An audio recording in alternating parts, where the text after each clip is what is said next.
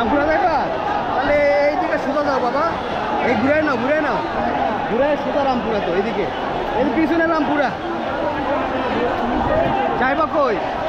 এদিকে যাইতে পারবা না? যাও তুমি, এই সব থেকে নিচেও মিছিল আছে। তাহলে তুমি এখানে দাঁড়াও বাবা, দাঁড়াও।